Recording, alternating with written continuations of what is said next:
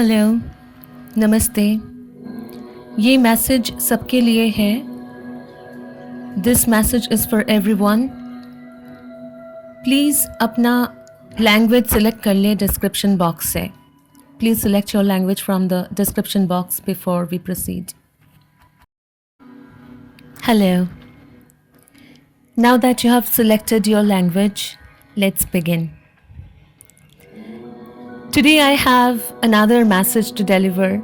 It's all part of the several messages that I will be delivering to all of you on behalf of the universe.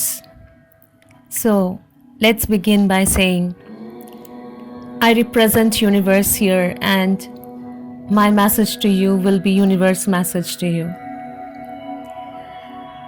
In my last video, I have already mentioned that we have stepped into Satya Yug, the era of the truth. And there is a lot to talk about the future, a lot that I have already seen and I have been made known about. Today I will be talking about things which are important, but honestly it's not something that I have suddenly realized, and I realize now that I need to talk about it. I have found out these things, I have known about these things since quite a few months now. But I guess it was not the right time to talk about these because the world was not ready. I'm not claiming that the world is ready yet, but I can say that this is the right time to talk about these because this is as much as the world can be ready, or this will be the best readiness that world can have to hear all that I have to say. I was wondering how to start talking about these things, and I decided after taking a long sleep of almost 14 hours, I decided to start with a small incident that happened in 2006. It was an accident, and during that accident, I was dead for approximately 30 minutes. 2006, I was staying away from my family in a rented apartment, and the apartment was rented out or let out by a very elderly person whom I called uncle. He was more than 70, I guess, and he was a retired person who worked in army, Indian army. He lived in India with his wife, and he rented out an apartment which was his friend's. That day, it was 24th of August. I think so. I'm not very sure about the date. Can be 24th or 26th. Should be 24th of August. The year is 2006. I have been having visions about a very deadly accident. Vision while I am walking, while I used to go work, and I have seen places where I will be after the accident. I mean to say the hospitals, the nursing homes, everything. That day before leaving the house, I informed uncle that I will not be returning home because I am supposed to meet with an accident. So I will not be returning home, and because every day when I returned home, I used to go and meet them, and maybe sometimes once in a while have tea with them, even sometimes breakfast with them. So I informed them. I said the things very casually, and so it was very of course, difficult for them to understand that how serious I was, and I remember them uh, ignoring the matter and motivating me, kind of saying that, you should not think about this kind of stuff. It's just think positive, nothing will happen. Why will something happen? Kind of. I didn't say much. I left. And yes, that day I met with a very deadly accident, and I had a run over, in fact, and I was dead on road, bleeding for half an hour.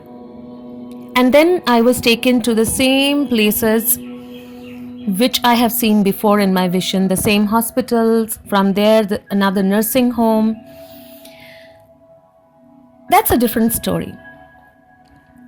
Recently, someone asked me, after so many years, that if you saw yourself already meeting this accident, then why didn't you stop it? Why didn't you just stay at home? Why did you leave home? Honestly, this question never came into my mind until this day. Because, of course, I could have thought, I could have been afraid, I should have been afraid, but I wasn't, and I never tried to stop what was destined. I just made a few plans.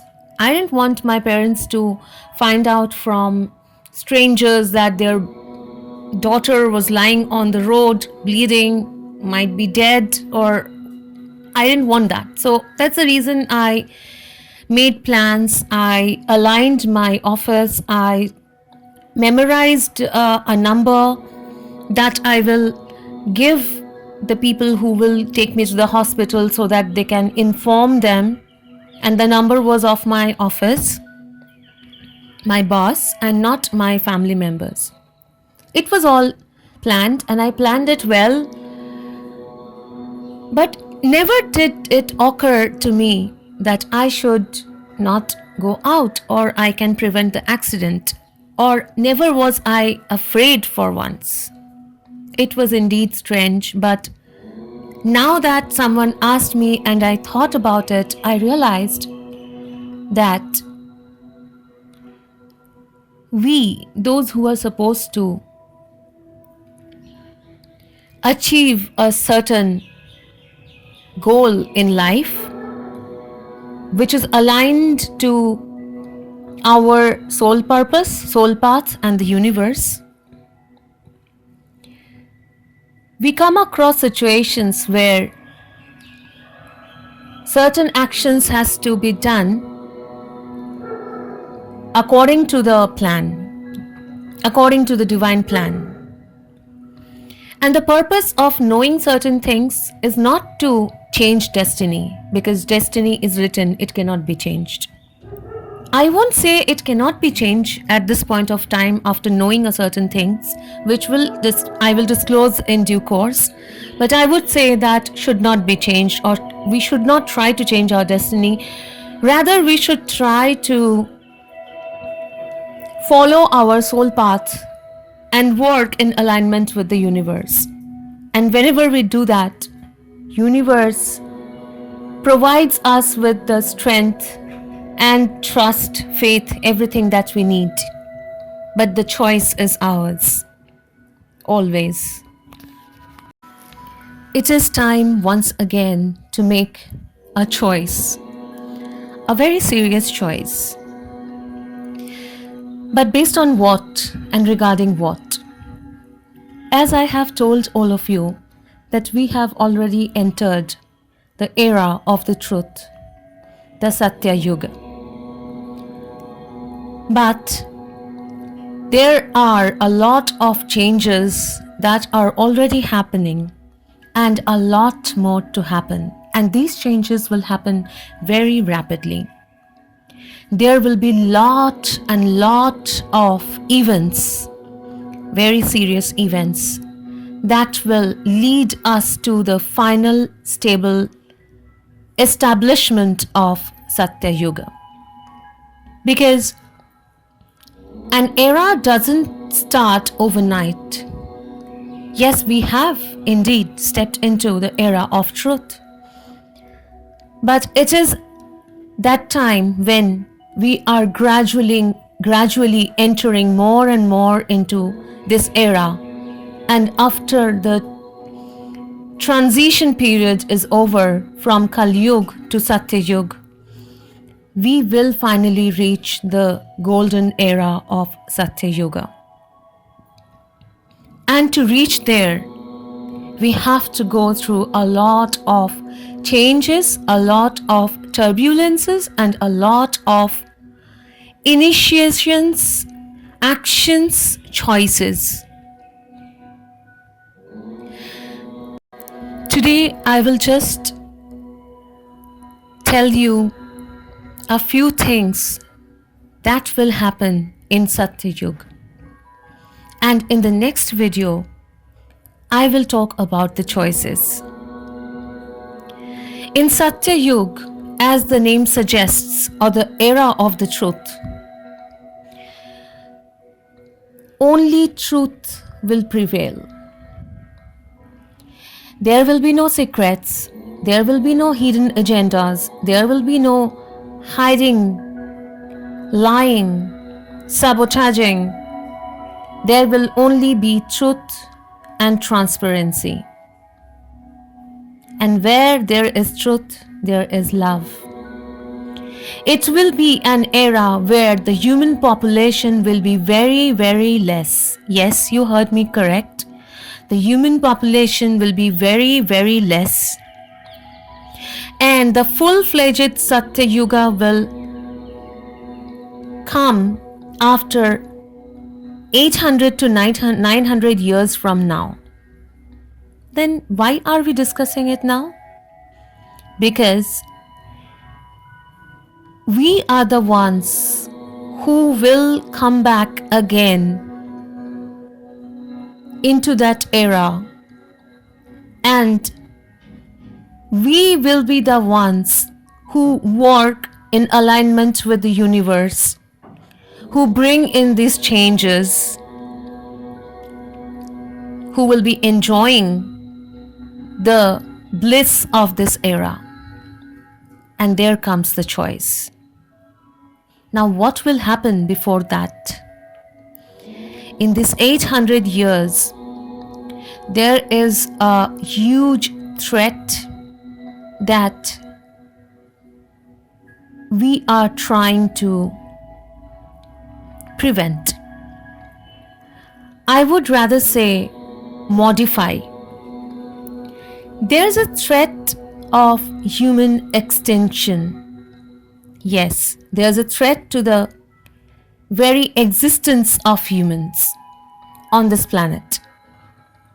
And no, it will not be because of the World War.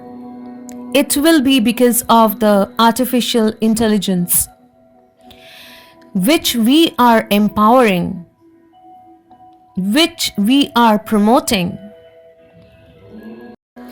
Our obsession of power, our obsession to control things, our obsession to comfort, our obsession for technology will be the reason for the nearly extinction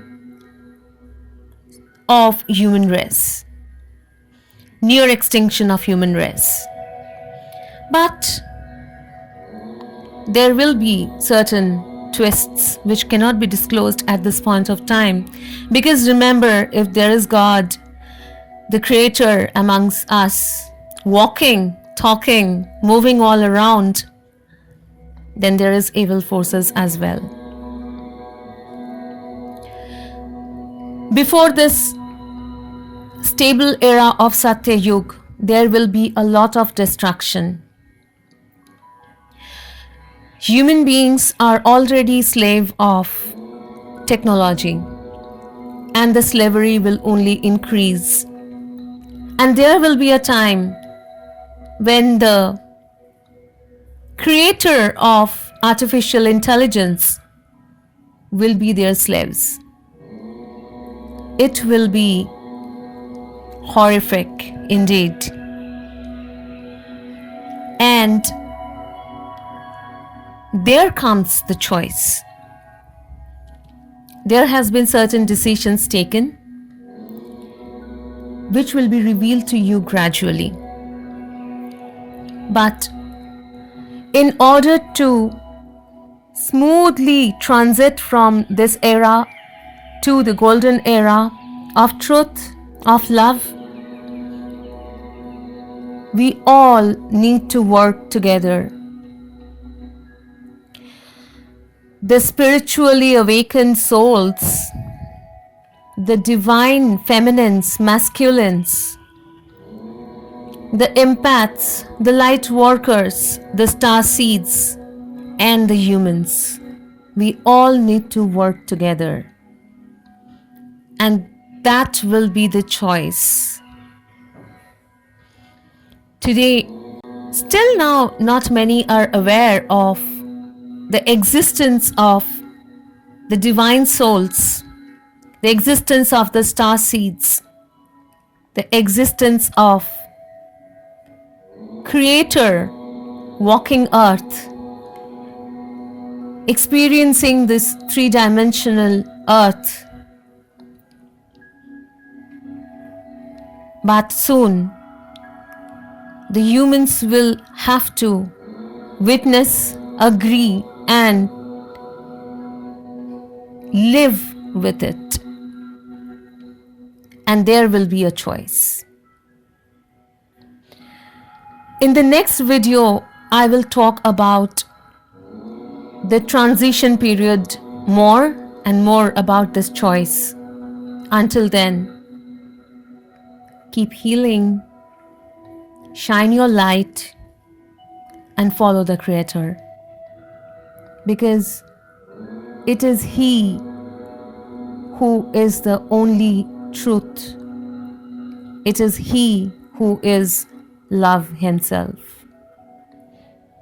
Children of God, until next time. नमस्ते। अब जब आप लोगों ने अपना भाषा select कर लिया है, लैंग्वेज सिलेक्ट कर लिया है, तो शुरू करते हैं। आज फिर से वक्त है आप लोगों को एक संदेश, एक मैसेज डिलीवर करने का। वैसे काफ़ी सारे मैसेजेस मैं आगे डिलीवर करने वाली हूँ और उसी में से ये एक मैसेज है।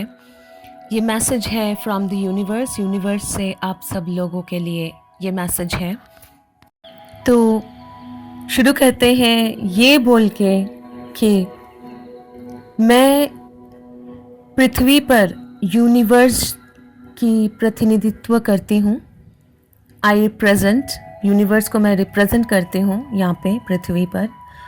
और मेरे सारे मैसेजेस यूनिवर्स के मैसेजेस होंगे। मैंने मेरे लास्ट वीडियो में, यूनिवर्स कॉलिंग के वीडियो में, मैंने बताया था कि हम लोग ऑलरेडी सत्ययुग में स्टेप इन कर चुके हैं। हम लोग ऑलरेडी सत्ययुग में पैर रख चुके हैं। और ऐसे बहुत सारे मैसेजेस हैं, बहुत सारे घटनाएं हैं भविष्य में जो होने वाला है, जो फ्यूचर में होने वाला है, और काफ़ी सारी चीज़ें जो पास्ट में, बहुत पुरानी चीज़ें, बहुत पास्ट में, अतीत में घट चुकी हैं। ऐसे काफ़ी सारे संदेश, मैसेजेस यूनिवर्स के मुझे मिला है। मुझे काफ़ी चीज़ें याद दिलाई गई हैं, मुझे काफ़ी चीज़ें भविष्य के दिखाई गई हैं। ऐसे बहुत सारे मैसेजेस हैं जो धीरे धीरे मैं आप लोगों से शेयर करने वाली हूँ। आज मैं आप लोगों से ऐसे कुछ शेयर करना चाहती हूँ, ऐसे कुछ मैसेजेस, ऐसे कुछ घटनाएं। मैं आप लोगों को ऐसे कुछ सच्चाई बोलना चाहती हूँ जो बहुत ही ज़रूरी है। लेकिन ये ऐसा नहीं है कि मुझे अचानक से अभी रियलाइज़ हुआ, अभी मुझे पता चला कि ये होने वाला है। ऑनेस्टली मुझे काफ़ी महीनों से ये सारी चीज़ें वापस याद दिलाई गई हैं। लेकिन शायद पहले सही वक्त नहीं था, सही समय नहीं था ये सब बातें बोलने के लिए, क्योंकि विश्व में लोग तैयार नहीं थे ये सच सुनने के लिए, जानने के लिए, एक्सेप्ट करने के लिए। मैं ये तो नहीं बोलूँगी कि अभी वो लोग बिल्कुल तैयार हैं, लेकिन ये ज़रूर बोल सकती हूँ कि यही सही समय है ये सब बातें आप लोगों तक पहुँचाने के लिए। क्योंकि इससे ज़्यादा इससे बेहतर तैयारी और नहीं हो सकता है, और इससे आगे हम लोग और वेट भी नहीं कर सकते हैं। बहुत कुछ बोलने जैसा है, काफ़ी सारी चीज़ें जो पास्ट के साथ भी रिलेटेड है। मैं सोच रही थी कि मैं कहाँ से शुरू करूँ, कैसे आगे बढ़ूँ, कैसे बोलूँ, और अचानक से मुझे लगा कि एक घटना जो 2006 में घटी थी मेरे साथ, एक एक्सीडेंट जिसमें मैं आधे घंटे के लिए मेरी मौत हो चुकी थी, वो घटना बोल के शुरू करती हूँ। एक्चुअली मैंने ये डिसीजन काफ़ी घंटों तक, 14 घंटे ऑलमोस्ट मैं सो के उसके बाद मैंने ये डिसीजन मैं ले पाई हूँ कि वो एक छोटा सा जो घटना मेरे साथ घटी थी, उसी के साथ मैं आज का मैसेज शुरू करूँगी, वीडियो शुरू करूँगी। 2006 में मैं अपने घर परिवार से दूर एक वो सेम शहर में, एक ही शहर में लेकिन घर परिवार से दूर एक अपार्टमेंट में रहती थी, और वो अपार्टमेंट मैंने रेंट लिया था एक बहुत ही बुज़ुर्ग इंसान जो इंडियन आर्मी से रिटायर किए हुए थे। वो और उनके वाइफ रहती थी वो अपार्टमेंट में, और उनके एक दोस्त का अपार्टमेंट खाली था, और वो दोस्त इंडिया में नहीं रहते थे, तो उनसे मैंने वो उनके दोस्त का जो अपार्टमेंट है वो मैंने रेंट पे लिया था, और मैं उन दिनों अलग रह रही थी वही अपार्टमेंट में। वो दिन 24 अगस्त 2006 था।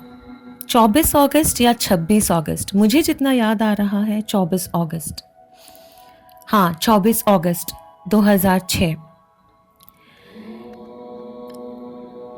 कुछ दिनों से मैं काफ़ी सारे मुझे विशंस आ रहे थे। अब विशंस कैसे कि सपनों में नहीं, जागते हुए, जैसे मैं कहीं पे जा रही हूँ, काम पे जा रही हूँ या कुछ कर रही हूँ, बैठ के भी मुझे विशंस काफ़ी सारे डाउनलोड्स होते हैं ऐसे ही। तो मुझे विशंस आ रहे थे जिसमें मैंने देखा कि मेरा एक बहुत ही ख़तरनाक एक्सीडेंट होने वाला है, और उसके बाद मैंने देखा कि मुझे कौन से हॉस्पिटल में वहाँ से लेके जाने वाले हैं लोग। फिर वहाँ से एक हॉस्पिटल जो गवर्नमेंट हॉस्पिटल है, वहाँ से मैं एक नर्सिंग होम में होने वाली हूँ। यहाँ तक कि मैंने नर्सिंग होम का रूम, कौन से रूम में मैं रहने वाली हूँ, उस रूम नंबर, वो सब कुछ मैंने विशन में देखा था। तो 24 अगस्त के सुबह मॉर्निंग मैं अंकल बुलाती थी, वो जो बुज़ुर्ग आदमी थे और वो और उनके वाइफ रहती थी, उनको मैं अंकल और आंटी बुलाती थी। और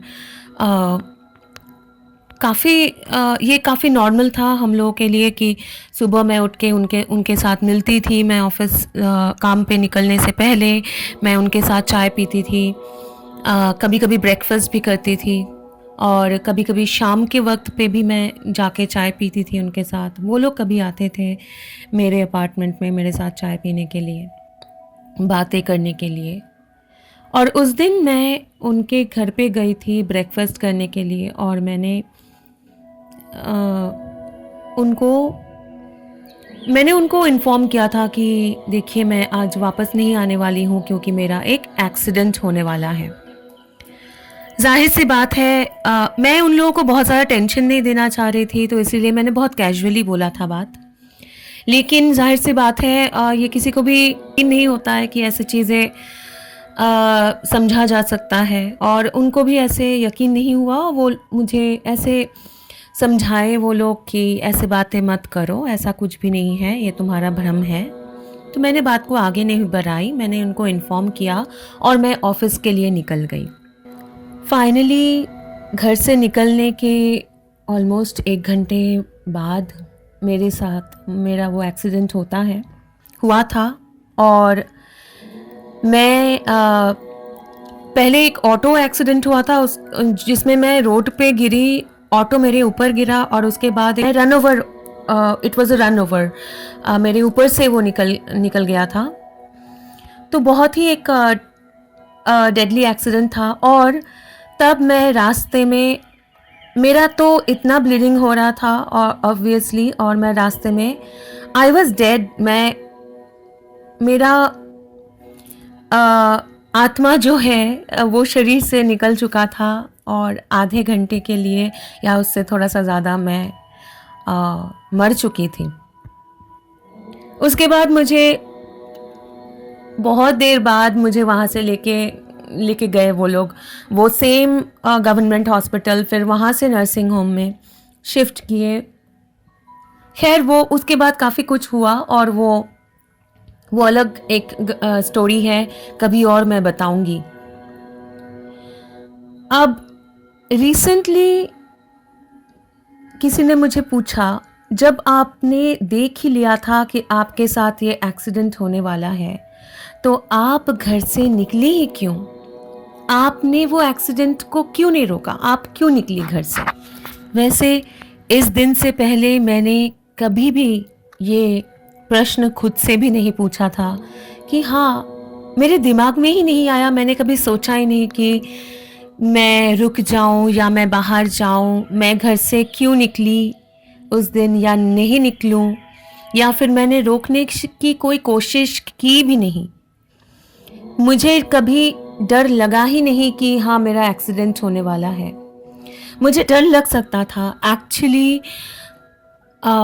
नॉर्मल ये होता कि मुझे डर लगता, एक्चुअली मुझे डर लगना चाहिए था, लेकिन कभी भी मुझे ऐसा लगा ही नहीं कि हाँ मेरा एक्सीडेंट होने वाला है, मैं क्या करूँ, मैं रुक जाऊँ, मैं घर से नहीं निकलूँ। ये मुझे कभी भी नहीं लगा और कभी मैंने इसके बारे में सोचा भी नहीं। ये रिसेंटली ये बात जब उन्होंने पूछा उससे पहले, और जब उन्होंने मुझे ये पूछा तब मुझे रियलाइज़ हुआ ऐसे बहुत सारे घटनाएं हैं, काफ़ी सारे घटनाएं हैं जो अभी मैं सोचती हूँ तो बहुत अजीब से हैं जो मेरे साथ हुए हैं, और उससे भी ज़्यादा अजीब है कि मैंने कैसे उस पर रिएक्ट किया है। खैर अभी तो पता है क्यों, अभी तो मुझे अपने बारे में काफ़ी कुछ पता है, बहुत कुछ पता है। तो वो एक्सीडेंट के वक्त मैंने सिर्फ इतना किया था कि जब मैंने वो विज़न मुझे आए तो मैंने कुछ प्लानिंग किए थे, क्योंकि मुझे नहीं चाहिए था कि रास्ते में ऐसे पड़ी हूँ और आसपास के लोग जो बिल्कुल जान पहचान नहीं है वो लोग घर पे कॉल करे, मेरे माँ बाप को कॉल करके ऐसे बोले कि आपकी बेटी ऐसे रास्ते पे पड़ी हुई है या फिर एक्सीडेंट हो गया है, वो मर गई है, ऐसा कुछ बोले। तो इसलिए मैंने बिल्कुल एक नंबर मैंने दिमाग में मैंने पूरा रट लिया था। वो नंबर मेरे ऑफिस में मेरे बॉस का नंबर था, मोबाइल नंबर था, मैंने पूरा रट लिया था और मैंने पूरी प्लानिंग कर ली थी कि मैं घर पे ऐसे बोल के मैं निकलूँगी। फिर उसके बाद जब भी मुझे होश आएगा या जो भी है वो मैं डिटेल्स में अभी नहीं बोल सकती हूँ कि और क्या क्या इंसिडेंट्स हुए थे। तो मैंने पूरा प्लान कर लिया था कि मुझे ये नंबर बोलना है ताकि वो लोग ऑफिस में कॉल करें और उसके बाद ऑफिस से घर पे कॉल जाए तो वो लोग थोड़ा ठीक से सोच समझ के बात करें। ऐसा मैंने प्लानिंग किया हुआ था, लेकिन मैंने डेस्टिनी को रोकने की कभी भी कोशिश न की, ना कि मेरे दिमाग में कभी ये आया कि मुझे करना है।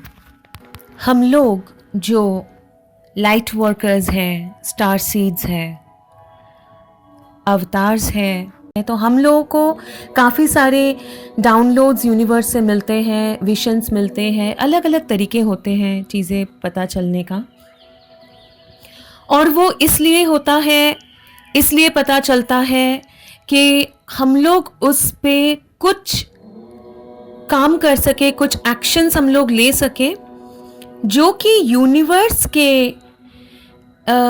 यूनिवर्स जैसे चाहते हैं, यूनिवर्स से अलाइनमेंट में है, यूनिवर्स के मुताबिक है, जो ईश्वर हमारे लिए चुन के रखा है रास्ता, जो ईश्वर हमारे लिए सोच के रखा है, चीज़ें प्लान करके रखा हुआ है, जो यूनिवर्स, उसके हिसाब से हम लोग एक्शन ले, ना कि हम लोग डेस्टिनी को चेंज करने की कोशिश करें। डेस्टिनी लिखा हुआ रहता है और वो खैर चेंज नहीं किया जा सकता है, ये तो नहीं बोलूँगी। अभी चीज़ें पता चली है और पता चलने के बाद अब ये तो नहीं बोल सकती हूँ कि डेस्टिनी चेंज नहीं किया जा सकता है, वो बोलना शायद सही नहीं होगा, लेकिन इतना बोल सकती हूँ कि ये एक बहुत बड़ी चीज़ है और हम लोगों को बिल्कुल भी डेस्टिनी चेंज करने की कोशिश नहीं करना चाहिए। हाँ, अगर वो यूनिवर्स के प्लान के मुताबिक ना हो तो, अगर वो हमारे पर्पस नहीं हो तो हम लोगों को ये सब कुछ पता चलता है ताकि हम लोग अपने जो सोल पाथ है, सोल मिशन है, इस जन्म में हम लोग का जो पर्पस है उसको हम लोग फॉलो करें। यूनिवर्स से जो गाइडेंस रिसीव हो रही हैं, जो मैसेजेस रिसीव होती हैं, उन पे अमल करें, फॉलो करें, इंस्ट्रक्शंस को समझने की कोशिश करें और उसके ऊपर चॉइसेस, डिसीशंस लें, क्योंकि यही हमारा काम है कि हम लोग आगे बढ़ते जाएं यूनिवर्स के इंस्ट्रक्शंस को फॉलो करते हुए डिवाइन पाथ पे, ईश्वर के प्लान के मुताबिक। और इस रास्ते पे चलने के लिए हम लोगों को जितना भी हिम्मत की ज़रूरत है, स्ट्रेंथ की ज़रूरत है, सपोर्ट की ज़रूरत है, वो यूनिवर्स हम लोगों को बिल्कुल सही वक्त पे प्रोवाइड करते हैं।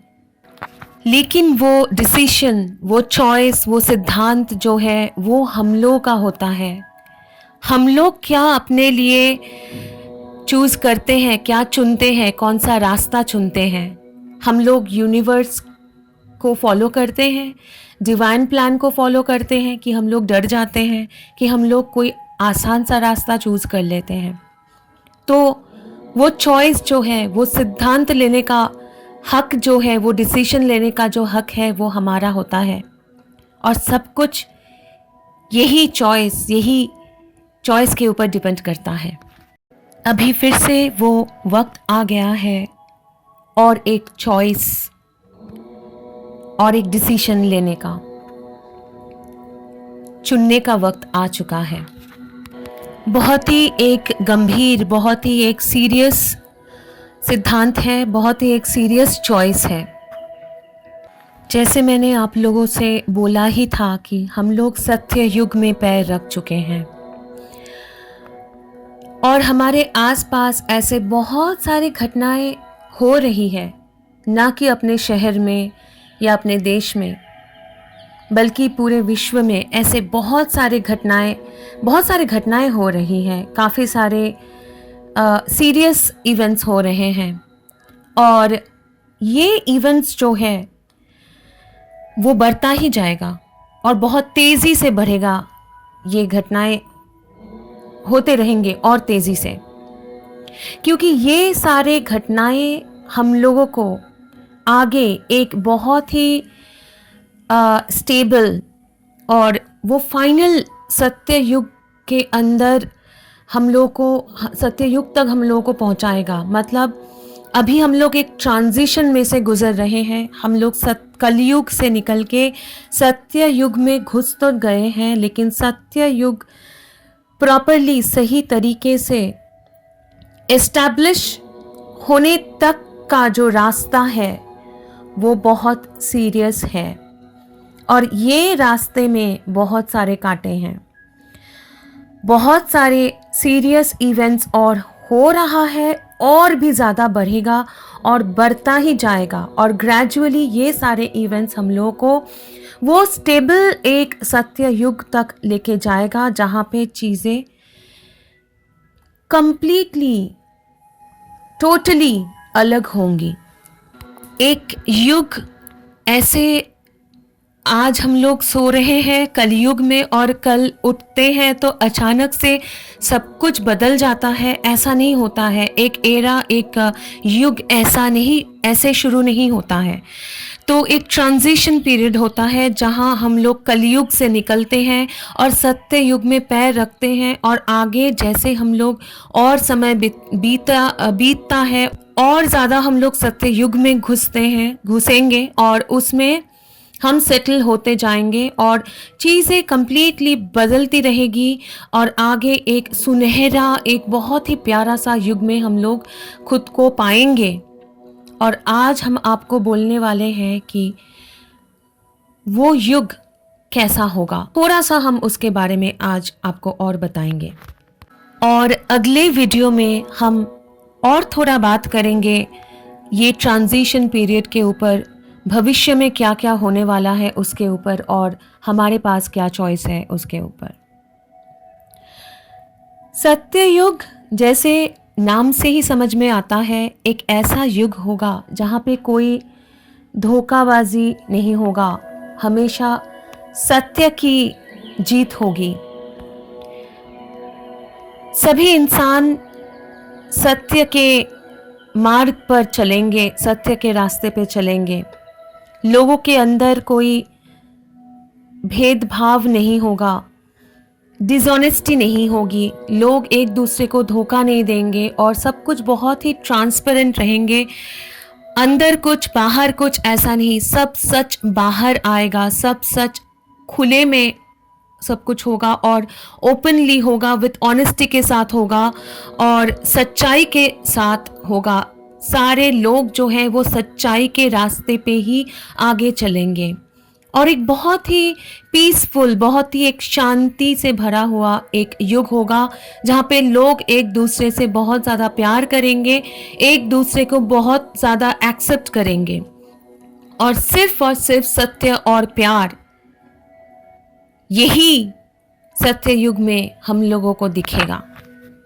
ये स्टेबल, एक एस्टैब्लिश्ड सत्य युग आज से 800-900 साल बाद आएगा। हम लोग एक स्टेबल सत्य युग में, जैसे मैं बोल रही हूँ कि सच्चाई रहेगा, प्यार से सब लोग रहेंगे और बहुत ही शांति और प्यारा सा एक युग होगा।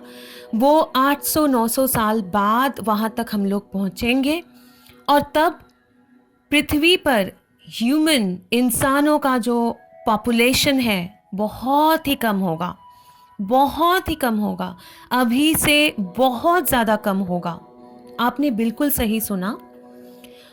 वहाँ तक पहुँचते पहुँचते इंसानों का जो पॉपुलेशन है वो आधा से भी कम हो जाएगा, बहुत ही कम हो जाएगा। मुझे पता है काफ़ी लोग ऐसे सोचेंगे तो फिर 800-900 साल तो बहुत बाद की बात है, हम लोग अभी क्यों डिस्कस कर रहे हैं? हम लोग ये अभी डिस्कस कर रहे हैं क्योंकि हम लोग वही लोग हैं जो ना कि केवल ये एरा तक पृथ्वी को पहुंचाएंगे, बल्कि हम लोग वापस आएंगे, काफ़ी लोग वो वापस आएंगे वही एरा में। सत्य युग जब एस्टैब्लिश्ड रहेगा वो एरा में हम लोग वापस आएंगे और सत्य युग को कंटिन्यू करेंगे, बहुत लंबे अरसे तक उसको आगे बढ़ाएंगे। और केवल सिर्फ यही नहीं, वहाँ तक पहुँचते पहुँचते इंसानों को ऐसे बहुत सारे खतरनाक घटनाओं में से गुजरना पड़ेगा और एक समय आएगा जब इंसान ऑलमोस्ट एक्सटिंक्शन के दरवाजे पे होंगे, ऑलमोस्ट एक्सटिंक्ट होने को आएंगे। ऐसा एक सिचुएशन तक इंसान पहुंचेंगे और सिर्फ वो कोई बीमारी या फिर वर्ल्ड वॉर के लिए नहीं, इंसान एक्सटिंक्शन तक पहुंचेंगे। वहाँ तक पहुंचाने के लिए सबसे मेजर कंट्रीब्यूशन होगा आर्टिफिशियल इंटेलिजेंस का। आज इंसानों का जो ऑब्सेशन है, जो पागलपन है, टेक्नोलॉजी की तरफ जो ट्रिमेंडस अट्रैक्शन है, पावर, और ज़्यादा पावर पाने का जो ख्वाब देखते हैं हम लोग, हर एक चीज़ को कंट्रोल करने का जो ख्वाब है हम लोगों का, और जैसे तेज़ी से हम लोग रोबोट्स और टेक्नोलॉजी को डेवलप कर रहे हैं, ना कि हम लोग यही टेक्नोलॉजी का गुलाम बन के रहेंगे जो हम लोग ऑलरेडी है। अगर आप लोगों को अभी तक वो समझ में नहीं आ रहा है तो ग्रेजुअली जैसे हम लोग आगे बढ़ेंगे, बहुत ही जल्द आप लोगों को समझ में आ जाएगा कि किस हद तक हम लोग टेक्नोलॉजी के गुलामी कर रहे हैं। और वो एक ऐसा सिचुएशन आएगा जिसमें और भी वो बढ़ने वाला है। हमारा कंप्लीट फ्रीडम, जो फ्रीडम के लिए हम लोग, पावर के लिए, कंट्रोल के लिए हम लोग इतना ऑब्सेस्ड हैं, वो फ्रीडम कंप्लीटली चला जाएगा लाइफ में से। और ये 800 साल तक, 900 साल तक वॉर्स होंगे।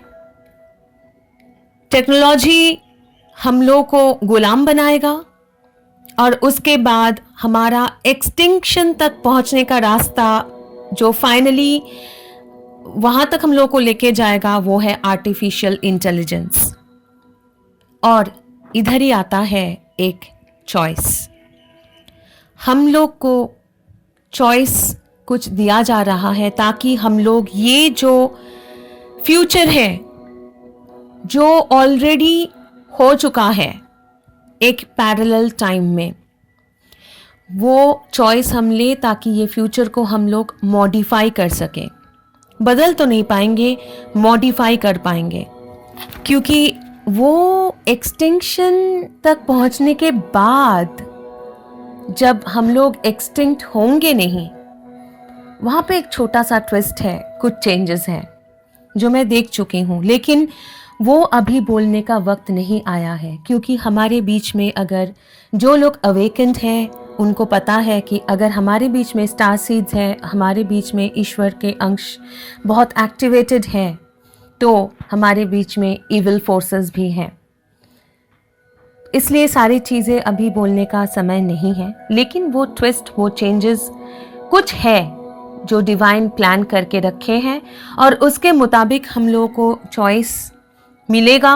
हम लोगों को चूज़ करना है और अपना रास्ता, सही रास्ता चुनना है। अभी भी बहुत सारे लोगों को पता नहीं है कि हमारे बीच में, पृथ्वी पर ईश्वर उनके साथ ही है, उनके बीच में रहते हैं। वो भी एक ह्यूमन फॉर्म में उनके साथ ही रहते हैं, वो देख रहे हैं। डिवाइन मैस्कुलिन्स है, डिवाइन फेमिनिन्स है, स्टार सीड्स है, एम्पैथ्स है, लाइट वर्कर्स है। उनको बहुत सारे लोगों को अभी तक पता नहीं है, लेकिन यकीन मानिए बहुत जल्द पता चलेगा। और ज़्यादा दिन तक ये चीज़ें छुप के नहीं रहेगी, छुपा हुआ नहीं रहेगा, क्योंकि लेफ्ट एंड राइट और ज़्यादा स्पिरिचुअल अवेकनिंग होंगे। और मैं as part of the divine, मेरा हायर सेल्फ, मैं यहाँ पे आई हूँ और मैं आती रहूँगी आप सभी में। मेरे साथ आप लोग भी आएंगे और ये चॉइस जो है वो हम सब लोगों का होगा। स्टार सीड्स के, ट्विन फ्लेम्स के, empaths, light workers, even human beings जो है, इंसान जो है, उनको भी ये डिसीजन लेना पड़ेगा ताकि हम लोग स्मूथली ये कलयुग से फुल फ्लेजेड एस्टैब्लिश्ड एक सत्य युग तक पहुंचे, जहां पे सत्य होगा, प्रेम होंगे और सच्चाई यही होगा। उस युग का एसेंस सिर्फ और सिर्फ सच, प्यार होगा और प्यार ही, सच्चाई ही ईश्वर है। अगले वीडियो में मैं आप लोगों को ये ट्रांजिट पीरियड के बारे में, ये 800-900 साल जो है उसके बारे में और ज़्यादा बताऊंगी और वो चॉइस, वो डिसीजन के बारे में बात करूंगी। तब तक के लिए नमस्ते। নমস্কার। এখন যখন আপনারা নিজেদের ভাষা সিলেক্ট করে নিয়েছেন, তো শুরু করা যাক। আজকে আমি আপনাদেরকে আরও একটা মেসেজ, আরও একটা খবর আমি আপনাদেরকে দেব। এটা সেই সব মেসেজের, সেই সব খবরের একটা অংশ যেগুলো ইউনিভার্স থেকে, এই বিশ্ব ব্রহ্মাণ্ড থেকে আমি আপনাদের কাছে পৌঁছে দেব। এটা বলে শুরু করা যেতে পারে যে আমি পৃথিবীতে এই ব্রহ্মাণ্ডকে রিপ্রেজেন্ট করছি পৃথিবীতে, এবং আমি যা যা মেসেজেস, যা যা খবর আপনাদেরকে দেব, যা যা মেসেজেস আপনাদেরকে পৌঁছে দেব, সেগুলো সব ব্রহ্মাণ্ড থেকেই আপনাদের জন্য পাঠানো হচ্ছে। আমার লাস্ট ইউনিভার্স কলিংয়ের ভিডিওতে আমি আপনাদেরকে অলরেডি জানিয়েছি যে আমরা সত্য যুগে প্রবেশ করে গেছি, আমরা অলরেডি সত্য যুগের মধ্যে রয়েছি, আমরা ঢুকে গেছি। এবং আজকে আমি আপনাদেরকে আরও অনেক কিছু বলার আছে ফিউচারের ব্যাপারে, সত্য যুগের ব্যাপারে। অনেক কিছু যেগুলো আমি দেখেছি, আমাকে দেখানো হয়েছে, আমার অনেক কিছু মনে পড়েছে, অনেক কিছু আমি ফিউচারে যেগুলো ঘটেছে সেগুলো বা ঘটবে সেগুলো আমি দেখেছি, আমাকে অনেক কিছু জানানো হয়েছে। সেই সব কিছু আপনাদেরকে জানানোর সময় হয়ে গেছে, এবং আজকে আমি একটা ইম্পর্ট্যান্ট মেসেজ আপনাদেরকে দেব। সত্যি কথা বলতে এটা এমন কোনো মেসেজ নয় যেটা হঠাৎ করে আমার কাছে পৌঁছেছে বা ডাউনলোড করেছি, হঠাৎ করে আমাকে ব্রহ্মাণ্ড থেকে আমাকে জানানো হয়েছে বা আমার মনে পড়েছে। এই ব্যাপারগুলো আমার বেশ কিছু মাস ধরে আমার জানা হয়ে গেছে, আমি জানি এগুলো বেশ কিছু মাস ধরে, কিন্তু প্রবাবলি পৃথিবী ঠিক তৈরি ছিল না, ঠিক প্রস্তুত ছিল না এই সব মেসেজ শোনার জন্য, অ্যাকসেপ্ট করার জন্য, বোঝার জন্য।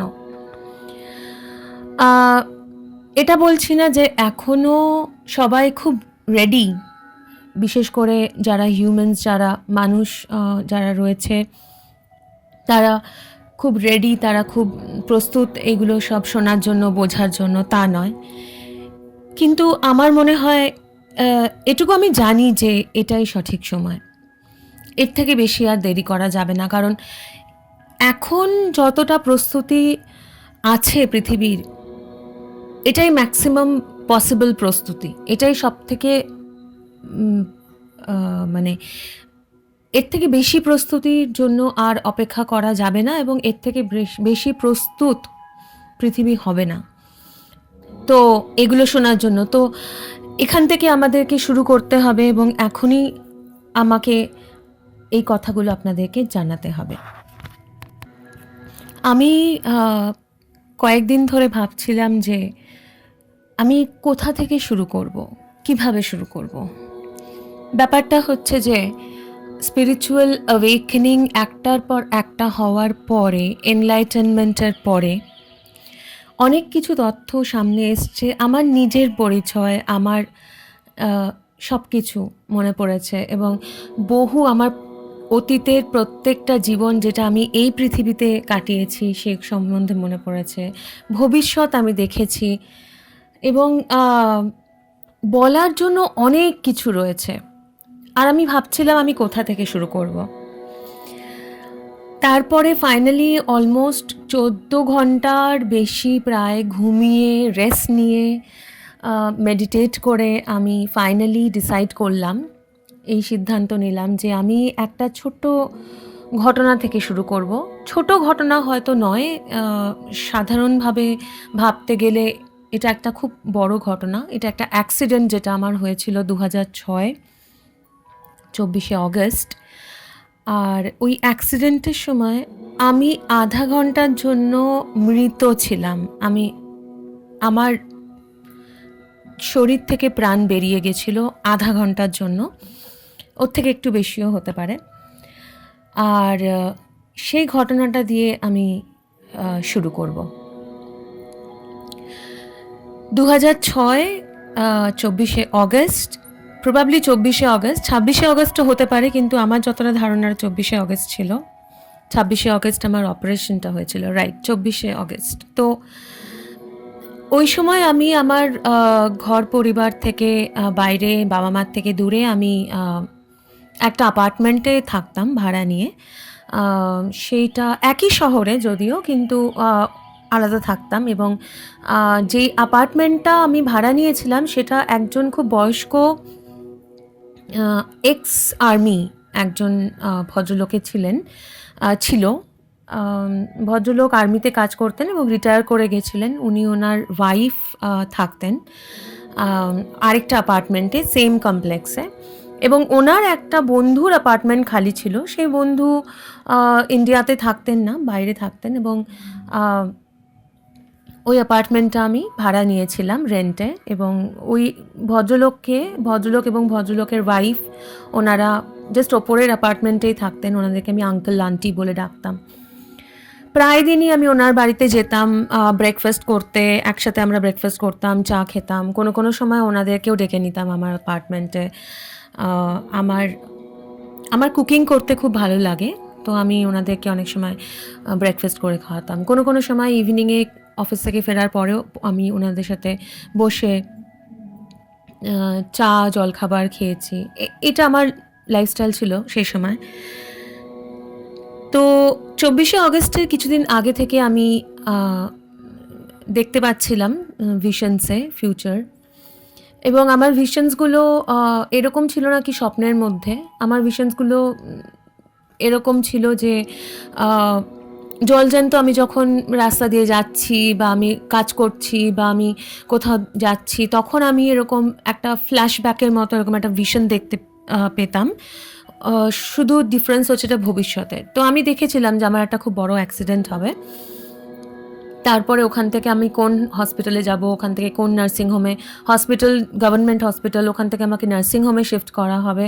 নার্সিংহোমে কোন রুমে আমি থাকবো, সেই রুম নাম্বার, প্রত্যেকটা ডিটেলস আমি ফিউচারে দেখেছিলাম। দেখার পরে 24শে অগস্ট সকালে আমি অফিসে বেরোনোর আগে আমি আঙ্কেলকে আন্টিকে জানিয়ে দিই যে অ্যাকচুয়ালি আমি আজকে ফিরবো না, কারণ আমার একটা অ্যাক্সিডেন্ট হবে। তো অবভিয়াসলি আমি এটা খুব প্যানিক করে বলিনি, আমি খুব শান্তভাবেই কথাটা বলেছিলাম। আমি সবসময় চেষ্টা করতাম অন্যদেরকে বেশি কোনো ব্যাপারে উত্ত্যক্ত না করার, বা কোনো কিছু বলে তাদেরকে যাতে খুব টেনশন না করে। তো খুব ক্যাজুয়ালি বলেছিলাম কথাটা। আর স্বাভাবিকভাবে এটা বিশ্বাস করাটা সাধারণ লোকজনের জন্য খুবই একটা অসম্ভব ব্যাপার যে ভবিষ্যতে কী হবে কেউ দেখে নিতে পারে।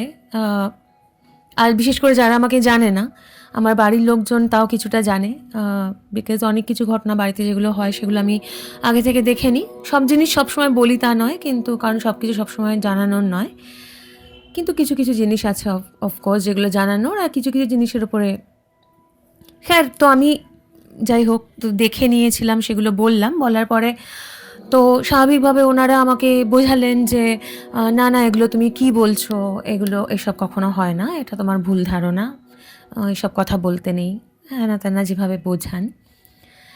তো যাই হোক, তারপর আমি যখন বেরোলাম, ঘর থেকে বেরোনোর ঘণ্টাখানেকের মধ্যেই আমার সেই অ্যাক্সিডেন্টটা হওয়ার পরে আমি আধা ঘন্টার জন্য আমি রাস্তার ওপরে মানে পড়েছিলাম অনেকক্ষণের জন্য, বাট আধা ঘন্টা আমি মৃত ছিলাম, আমার প্রাণ বেরিয়ে গেছিল। তো তারপরে আমাকে ওই গভর্নমেন্ট হসপিটালে নিয়ে যাওয়া হয়। তারপর ওখান থেকে আমাকে নার্সিংহোমে নিয়ে যাওয়া হয়।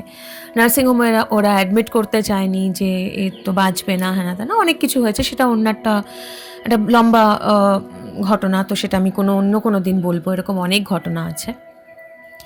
আমার বলার বক্তব্য হচ্ছে যে রিসেন্টলি কিছুদিন আগে আমাকে একজন জিজ্ঞেস করেছিল হঠাৎ করে যে আচ্ছা, তুমি যখন দেখে নিয়েছিলে যে এরকম একটা ঘটনা ঘটবে, তো তুমি তাহলে সেটাকে আটকানোর চেষ্টা করোনি কেন, বা তুমি বাড়ি থেকে বেরোলেই বা কেন, তুমি নাই বেরোতে পারতে। এটা শোনার পরে আমার এটা একটা রিয়েলাইজেশন হলো যে সত্যি আমি কোনোদিন এটা নিয়ে ভাবিনি। ইভেন যখন আমি দেখলাম যে আমার অ্যাক্সিডেন্ট হবে তখনও ভাবিনি যে প্যানিক করিনি, টেনশন হয়নি, ভয় লাগেনি। যেটা লাগাটাই স্বাভাবিক ছিল। আমার জায়গায় জানি না অন্য সবাই হলে হয়তো ভয় পেত, ভাবতো কী করব, বাড়ি থেকে বেরোবো কি বেরোবো না। আমি কোনোদিন ভাবিনি, আমার কোনোদিন ভয় লাগেনি। আমি শুধু জানতাম যে আমার একটা অ্যাক্সিডেন্ট আছে এবং খুব গুরুতর অ্যাক্সিডেন্ট, সেটা আমি জানতাম কারণ আমার রান ওভার হয়েছিল। কিন্তু এক মুহূর্তের জন্য আমার কখনো ভয় লাগেনি বা কখনো মনে হয়নি যে আমি ফেরত নাও আসতে পারি, আমি কি করব, আমি কিভাবে এটাকে আটকাবো, আমি বেরোবো কি না, আমি বাড়িতেই থেকে যাব কি না। আমি শুধু এটুকু করেছিলাম যে আমি কিছু প্ল্যান করেছিলাম নিজের মতো করে, যেগুলো যেমন আমি একটা নাম্বার পুরো মুখস্থ করে নিয়েছিলাম, আমার মনে পুরো মেমোরাইজ করে নিয়েছিলাম। ওটা আমার অফিসের, আমার সিনিয়র, আমার বসের নাম্বার ছিল।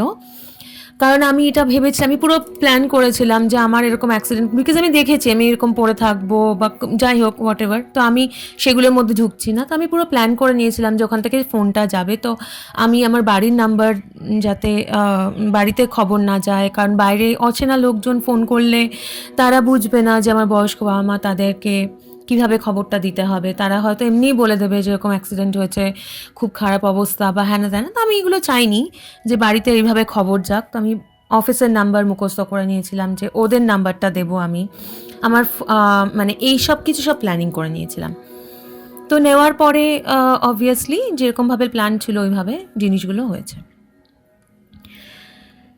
আমাদেরকে যারা আমরা এরকম লাইট ওয়ার্কার্স, এমপ্যাথস বা যাদের সাইকিক অ্যাবিলিটিস বেশি থাকে, যারা স্টার সিডস হয়, টুইন ফ্লেমস হয়, ডিভাইন একটা স্পিরিচুয়াল রাস্তায় যারা হাঁটছে বা ফলো করছে, যারা নিজেদের সোল পারপাস জানে, বা অথবা এরকমও মানুষজন আছে যারা এই জন্মে হয়তো কোনো পার্টিকুলার সোল পাথ তারা জেনে বুঝে স্পিরিচুয়াল অ্যাওয়েকেনিং তাদের হওয়ার ছিল না বা নেই, তারা হয়তো এমনি মানে এগোবে তাদের জীবনে, কিন্তু তাদেরও কিছু কিছু এরকম এবিলিটিস থাকে, হ্যাঁ, সাইকিক এবিলিটিস থাকে। তারা অনেক সময় এরকম ফ্ল্যাশেস বা স্বপ্নের মধ্যে এরকম জিনিস দেখতে পায়, এরকম হয়।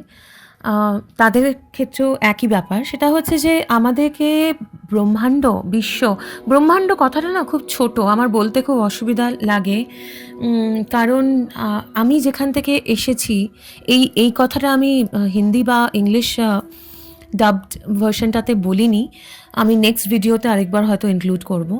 আমি যেখান থেকে এসেছি সেখানে মানে ব্রহ্মাণ্ড কথাটা বা অংশটা খুব ছোট, মানে আমার যেখান থেকে আমি এসেছি, সেই যেটা আমি সৃষ্টি করেছি, সেখানে ব্রহ্মাণ্ডটাও খুব ছোট সেটার তুলনায়। তো কিন্তু আমার কাছে অন্য কোনো শব্দ নেই, তাই ব্রহ্মাণ্ড বলছি। তো ব্রহ্মাণ্ড বা বিশ্ব, এই অফুরন্ত ভয়েড যেটা ইউনিভার্স, সে আমাদেরকে অনেক কিছু জানায়। আমাদের এগুলো জানার এই জন্য নয় যে আমরা ভবিষ্যৎ পাল্টে দেব, আমাদের ডেস্টিনি পাল্টে দেব, তার জন্য নয়। কারণ ডেস্টিনি পাল্টানো যায় না বলবো না। এই মুহূর্তে এই অ্যাওয়েকেনিংগুলো হওয়ার পরে, আমার এনলাইটেনমেন্ট হওয়ার পরে, আমার পাস্ট এবং প্রেজেন্ট, ফিউচার, অদূর ভবিষ্যৎ সব কিছু দেখার পরে, অন্যান্য ডাইমেনশনসগুলো দেখার পরে, আমি কোথা থেকে এসছি, এগুলো সব মনে পড়ার পরে আমি এটা তো বলতে পারি না কি ডেস্টিনি চেঞ্জ করা যায় না, এটা বলাটা ঠিক হবে না। কিন্তু এটুকু বলতে পারি যে চেঞ্জ করতে চেষ্টা করাটা উচিত না, কারণ অনেক কিছু এর সাথে জড়িত। যদি কিনা এটা আমাদের পারপাস না হয়, এটা আমাদের সোল পারপাস যদি এটা না হয় যে না আমাদের একটা সার্টেন ঘটনা চেঞ্জ করার দরকার, ঠিক আছে, সেটা আমাদেরকে ইউনিভার্স বলে দেয় বা দেবে। কিন্তু তাহলে আমাদের এগুলো জানার প্রয়োজনটা কি? প্রয়োজনটা এই জন্য যে যাতে আমরা কিছু সিদ্ধান্ত নিতে পারি এবং সেই অনুযায়ী নিজেদেরকে তৈরি করতে পারি। সেখানেই প্রশ্ন আসে সিদ্ধান্তের চয়েসের, কারণ আমাদের কাছে সামনে এখন একটা খুব বড় চয়েস আসতে চলেছে। আমরা চাই তো একটা ভবিষ্যৎ সম্বন্ধে জেনে আমরা আমাদের মতো করে প্ল্যান করে বা চেষ্টা করতে পারি যে ঠিক আছে আমরা গুছিয়ে নিতে পারি নিজেদের মতো করে প্ল্যান করে ভবিষ্যৎটাকে অ্যাকসেপ্ট করে, হ্যাঁ, যেটা হতে চলেছে সেটাকে অ্যাকসেপ্ট করে, কারণ সেটা চেঞ্জ করা যাবে না। অথবা আমরা ভয় পেতে পারি এবং চেষ্টা করতে পারি যে কিভাবে ওটাকে আটকাবো, কিভাবে চেঞ্জ করব, যেটা হয়তো সম্ভব নয়। আমরা চুজ করতে পারি যে আমাদেরকে ঈশ্বর যেটা আমাদেরকে দিয়ে করাতে চান বা যেটা আমাদের জন্য ঠিক করে রেখেছে সেটাই ঠিক এবং সেটাই আমরা ফলো করব। অথবা আমরা খামোখা ভয় পেতে পারি বা চেষ্টা করতে পারি যে না, আমরা সেটা অ্যাকসেপ্ট করছি না, আমরা যেভাবে হোক আমরা প্যানিক করব, ভয় পাবো এবং সহজ কোনো উপায় কিভাবে কি করা যায় সেগুলো ডিসাইড করব। এই সব কিছু আমাদের জানানো হয় কারণ সেই চয়েসের জন্য, সেই সিদ্ধান্তটা নেওয়ার জন্য, কারণ আমাদের কাছে সবসময় চয়েস থাকে। আজ থেকে 800-900 বছর পরে আমরা পুরোপুরিভাবে সত্য যুগের মধ্যে ঢুকে যাব। আমি এই কারণে বলছি যে আপনারা ভাবতে পারেন যে আমি অলরেডি বলেছি যে আমরা সত্য যুগের মধ্যে আছি, ঢুকে গেছি, তাহলে কেন বলছি যে পুরোপুরিভাবে ঢুকে যাব? কারণ একটা যুগ শেষ হয়ে আরেকটা যুগ ওভারনাইট শুরু হয়ে যায় না, যে আজকে আমরা কলিযুগে আছি আর রাত্রে ঘুমালাম, সকালবেলা উঠে আমরা সত্য যুগে ঢুকে গেলাম, সব কিছু পারফেক্ট। সরি, এভাবে হয় না। কারণ একটা ট্রানজিশন পিরিয়ড থাকে, একটা জিনিস শেষ হয়ে আরেকটা জিনিস ফুল ফ্লেজেড শুরু হওয়ার মধ্যে একটা ট্রানজিশন পিরিয়ড থাকে, হ্যাঁ। যেমন রাতের পরে ভোর, শেষ রাত থাকে, ভোর হয়, তবে গিয়ে আস্তে আস্তে সকাল হয়, তেমনিভাবে কলিযুগ শেষ হবে, তারপরে একটা ট্রানজিশন পিরিয়ড শেষ করে তবে আমরা সত্যযুগে ঢুকি। এবং এই ট্রানজিশন পিরিয়ডটা হচ্ছে প্রায় 800-900 বছরের, এবং তারপরে আমাদের ফুল ফ্লেজেড সত্যযুগের মধ্যে আমরা থাকব। আজকে আমি আপনাদেরকে জানাতে চাই প্রথমে যে এই সত্যযুগ কেমন হবে। নামটা শুনেই যেমনি আপনারা বুঝতে পারছেন, সত্যযুগ এমন একটা যুগ হবে যেখানে সব সময় সত্যিটা সামনে থাকবে। সবাই সত্যকে ফলো করবে, তাদের সবার কাছে সত্যি ব্যাপারগুলো ইম্পর্ট্যান্ট হবে। সব থেকে বেশি বড় প্রায়োরিটি হবে সত্য, অনেস্টি, ঠিক আছে, ট্রান্সপারেন্সি। কেউ কাউকে মানে সামনে একরকম পেছনে একরকম কথা বলা, অন্যদের ক্ষতি করা, হ্যাঁ, বা গোপনে কাজ করা, সত্যিটাকে লুকিয়ে যাওয়া, ডিসঅনেস্টি, হ্যাঁ, এইগুলো হবে না।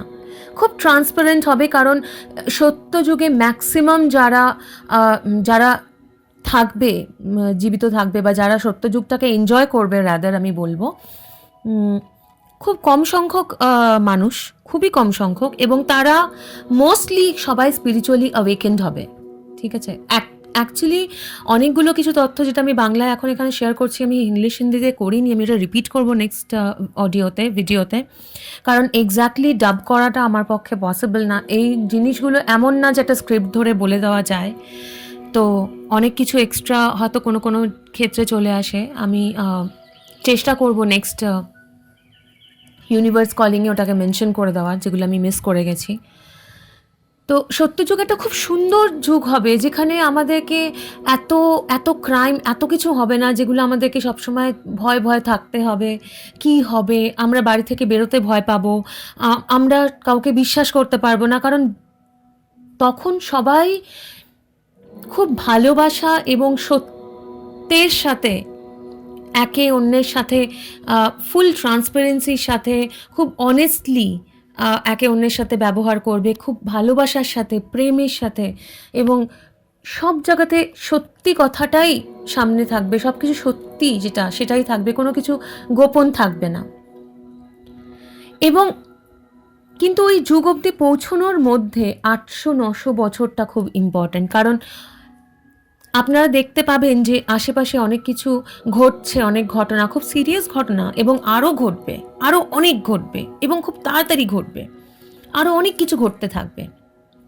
কারণ এই ৮০০-৯০০ যে ট্রানজিট পিরিয়ড, যেটা ৮০০-৯০০ বছর, এটা খুব ইম্পর্টেন্ট। এবং এই ৮০০-৯০০ বছরে এত ঘটনা সব ঘটবে যে আমাদের হিউম্যান রেস, যেটা মানুষ, হ্যাঁ, জাতি প্রায় এক্সটিংশনের পর্যায়ে পৌঁছে যাবে। আমি বলছি না এক্সটিংক্ট হয়ে যাবে, কিন্তু প্রায় এক্সটিংশনের পর্যায়ে পৌঁছে যাবে।